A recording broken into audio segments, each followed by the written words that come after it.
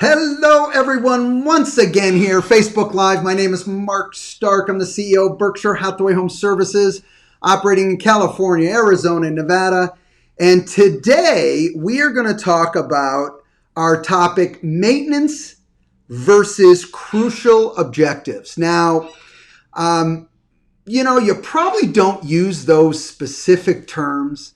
It's probably come up in conversation. In fact, I know it has, and questions come up, but they normally use terms around, the DRC, your why, what do you really want, things like that.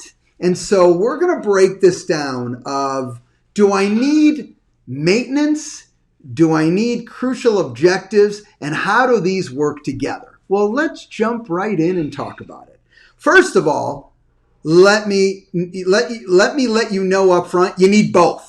That's right, you need both. And I'm going to break this down to show you what each of these do, okay? Because they accomplish something very different, yet both very, very necessary and very powerful.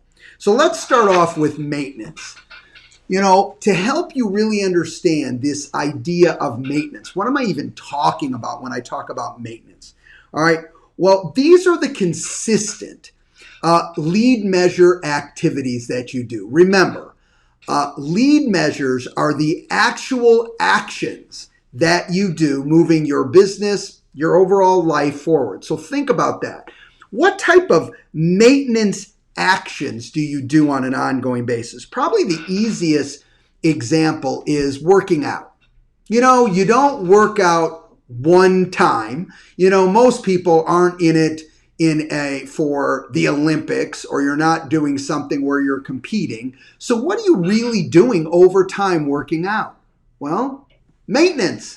You're basically doing maintenance to keep yourself healthy, to keep yourself in shape, to keep yourself looking attractive, to making sure your muscles and your body stay in good shape over time. As we get older, our bodies and our muscle mass, we start to lose it. So by doing a consistent maintenance program, we're able to fight back on the normal course of time. See, so maintenance is very important, even though, truthfully, it's never ending. You don't say, well, when I hit 80 years old, I can stop exercising and doing any type of activity. What about 90? No, there's really not a good time. Maybe the activities certainly change over time. You're not doing the same type of activity, but you need that activity and you need resistance type activity. All right. So you can see that working out, staying in shape, is a perfect example of this concept of maintenance. What about this? What about practice? Business continues to change. Hopefully your presentation adjusts as you go. You're always getting better. You're always tweaking your skill set. You're always trying to stay on your game. And stay, sharp and better and more prepared. That's another business example of maintenance. All right, it's not giving you any one specific goal, but it's very, very important.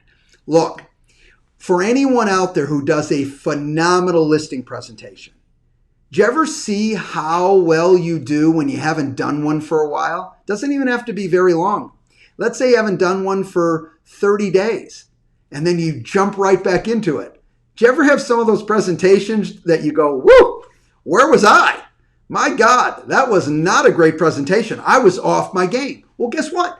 You weren't sharp. You didn't practice enough, even though you weren't giving live presentations to clients, which we want to do that as often as we possibly can, hence a maintenance DRC every single day. But the kicker is that's how you keep yourself sharp. You don't let a month go by. Even if you're not doing a live presentation, you do presentations, you practice, you work on it each day. So when you do go into a live presentation, you're sharp and you're ready to go.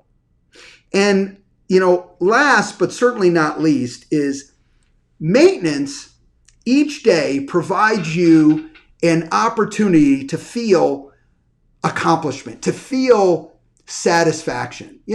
I did something today. Again, it's that practice, it's that workout. No, you can't physically maybe see the change from that one day, but you know what? You feel satisfaction. You feel, I feel good. I did what I was supposed to do today. I committed to it and I got it done, even though it's not a substantial change. Now, let's switch gears. Those are all examples of maintenance. And as you can see, what I went over, extremely important to have a maintenance program. Maybe that doesn't sound exciting, but it's very important for all of us in different aspects of our life. Maintenance has to be key. Now let's switch to crucial objectives. See, crucial objectives is a whole nother aspect. This is your major driver. Crucial objectives push you. Okay, they truly push you to this next level and take you in directions that you may not, in fact, most often will never go without that heavier push. These are the lag measures. These are goals. All right. You can even classify these in those crazy, audacious goals where you're like going, oh my God, can I really get there? These are those crazy numbers to say, I don't have to worry if they're realistic. I'm going to go for it. All right. Here's what that does for you. First of all, it can take you way out of your comfort zone, which is a beautiful thing. I know some of us, we get forced in, or I should say we choose to stay locked into our comfort zones, and we never grow if we stay in our comfort zones. All right, so pushing ourselves out of those comfort zones are powerful. See, you can do a maintenance program and never really pull yourself out of your comfort zones, though the maintenance has its upside, as we discussed. You also need to get out of your comfort zone. Another example of that is, let's say, using the workout example again, heavier weight. So instead of doing the same weight or the same exercises, you change it up and you certainly make the weights heavier. So it forces you to go to that next level because you're not ready for that weight, but that's okay. All right. Because by pushing yourself, you're getting stronger. You're getting better. Well, again, business works that same way. Right? Because it aggressively moves you forward when you push yourself into areas that, like I said, certainly get you out of your comfort zone, but you may not feel that you're ready. Another thing that this does, all right, that crucial objectives do is certainly they spotlight a one-time, at least for this, a one-time focus that you're really fighting to get for. You can see it in your mind's eye. You're excited. You're inspired. To get to that goal and to that initiative. That in itself pushes you to drive forward. Tell you what, the other thing it does is it has the ability to shatter limiting beliefs. Things that you didn't feel that you could ever accomplish, you're able to accomplish now because you really own that crucial objective. See, very different from maintenance. So you use that crucial objective to go, that's where we're going. I know there's going to be pain, no gain. I know I'm going to be fearful, but I'm going to work through that fear. I know I'm going to be uncomfortable, but I'm going to work through that uncomfortableness to get to that next level. It's a very, very powerful place. It builds your personal confidence more than you ever could. And it certainly will build your confidence many times more than a maintenance program will, because you try new things, you try aggressive things to really push your business forward. And last but certainly not least, it excites you and exhilarates you. You not only feel accomplishment, but you're pumped. This is the goosebumps. Okay. Your maintenance program was very powerful, giving you, a feeling of accomplishment. This even takes it to that next level. You feel those goosebumps. You go home and you're pumped. You are excited. You're like, today was a really great day. All right. I feel it. I am moving closer to my ultimate goal, which in this case is that crucial objective. Look, today was all about sending this message to you. Maintenance programs and crucial objectives, when utilized properly, my God, support each other, work together, and truly each does its own separate aspects to pull you to what you're trying to accomplish. You need both. One without the other, all right, you will tend, I promise you, you will miss ultimately getting to your crucial objective, and you will not be sharp, and without a doubt, you will leave more success, and you will leave more dollars on the table. And you certainly can miss opportunities of working with additional clients or additional business.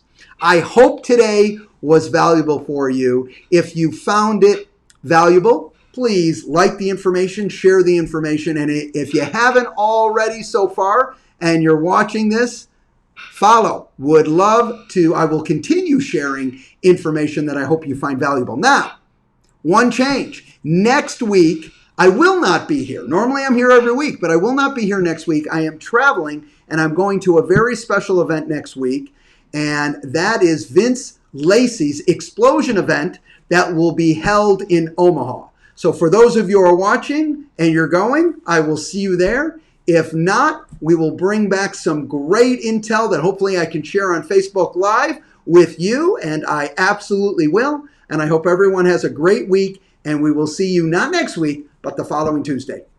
Thanks, everybody. Take care. See you then. Bye-bye.